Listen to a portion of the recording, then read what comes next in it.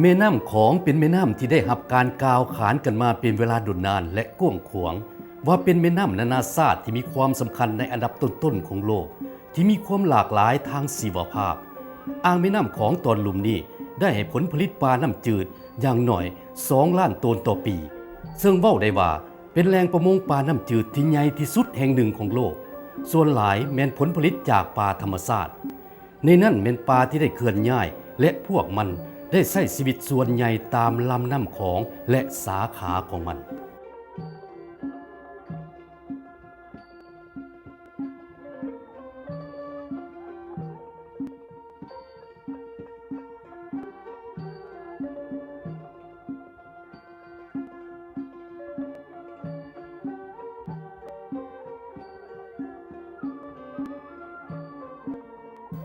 การเคลื่อนย้ายของปลาอยู่ในแม่น้ำของได้แบ่งออกเป็น3ระบบคือจะเคลื่อนย้ายอยู่ในอ่างแม่น้ำของภาคเหนือทั้งภาคกลางและภาคใต้การเคลื่อนย้ายส่วนใหญ่มันเกิดขึ้นอย่างเป็นขบวนของหลายชนิดพันธุ์ปลาพร้อมกันย้ายจากบอนทงน้ำท่วมในแต่ละปีและบอนลี้ภัยตามวังเลิกไปสู่บอนผสมพันธุ์ตามแม่น้ำส่วนหลายแม้นจะขึ้นไปทางเหนือเพื่อผสมพันธุ์กันวางไข่กำเนิดแล้วอาศัยลี้ภัยหากินแล้วเจริญเติบโตตามทงน้ำท่วมและอื่นๆลองลงตามน้ำของ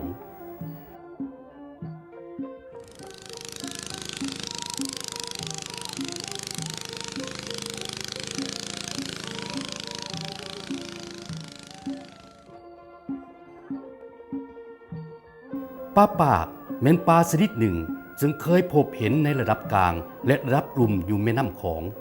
ปลาชนิดนี้มีขนาดกลางและขนาดใหญ่เคยออกไข่อยู่บอนน้ำไหลในแม่น้ำของในฤดูเดือนที่12สากลหรือเดือนเจียงหาเดือนยีของลาวจุดพิเศษของปลาชนิดนี้คือในเวลาผสมพันธุ์เคยได้ยินเสียงของปลาชนิดนี้ที่ชาวบ้านเอิ้นว่าเสียงอูฐที่มีความดังจนคนเฮาสามารถได้ยินเวลานั่งอยู่เทิงเรือพายไปตามหน้าน้ำและดูออกไข่อยู่ประมาณ1 เดือนในระยะนั้นจะได้ยินเสียงอูฐในตอนบ่ายของแต่ละวัน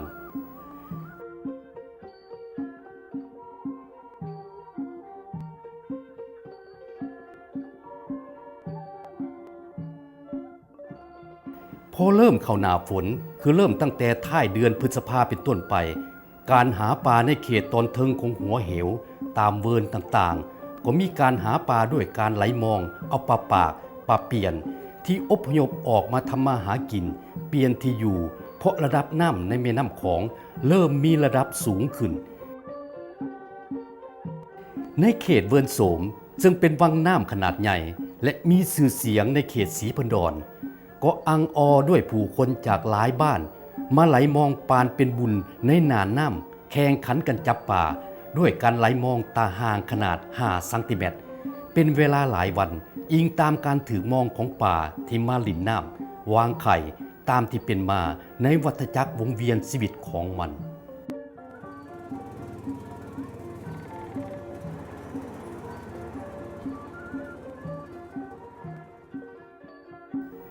การไหลมองได้สร้างไหลหับให้กับประชาชนในเขตนี้หลายสมควรในแต่ละปี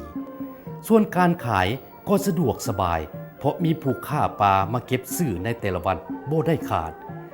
ถ้าหากได้ปลาบ่หลายหรือได้ปลาบ่ทันผู้ซื้อชาวบ้านก็สามารถใส่เหือมาขายอยู่ตลาดบ้านนากระสังได้ทุกเวลา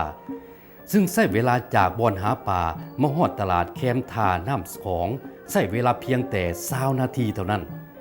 นับว่าการหาป่าด้วยการไหลมองในยามเดือน6นี้แมนธรรมชาติสวรรค์ประทานมาให้ประชาชนเขตนี้อีหลี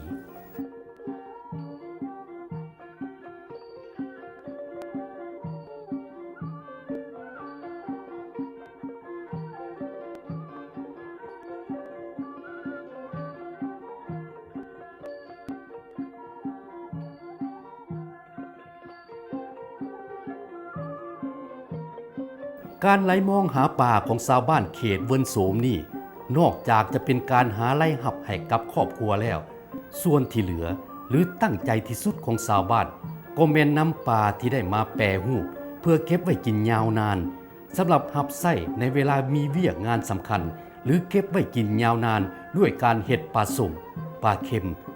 วิธีการแปรรูปเหล่านี้แม่นความรู้และภูมิปัญญาของคนเขตนี้สืบทอดกันมายาวนาน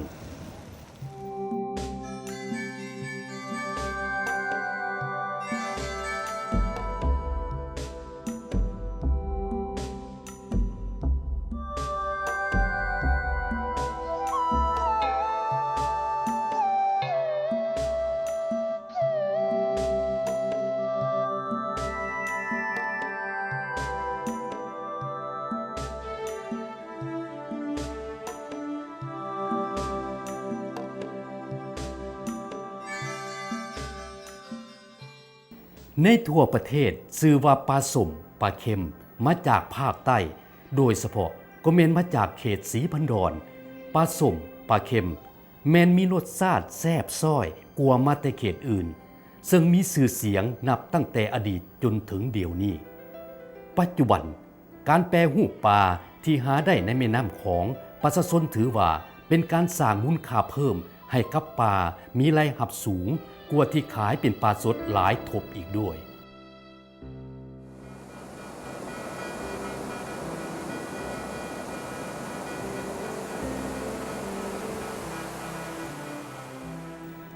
แล้วคำว่าธรรมชาติกับชีวิตของผู้คนจะตัดแยกออกจากกันโดยหันไปสู่อาชีพใหม่โดยมีต้นทุนรอท่านับตั้งแต่มือคิดที่จะเปลี่ยนส่วนคำว่าการลงทุนซึ่งมันยังบ่ทันแมนอยู่ในวัฒนธรรมของประชาชนลาวโดยทั่วไปนั่นเถื่อมันยังต้องใช้เวลาตื่มอีกหลายปี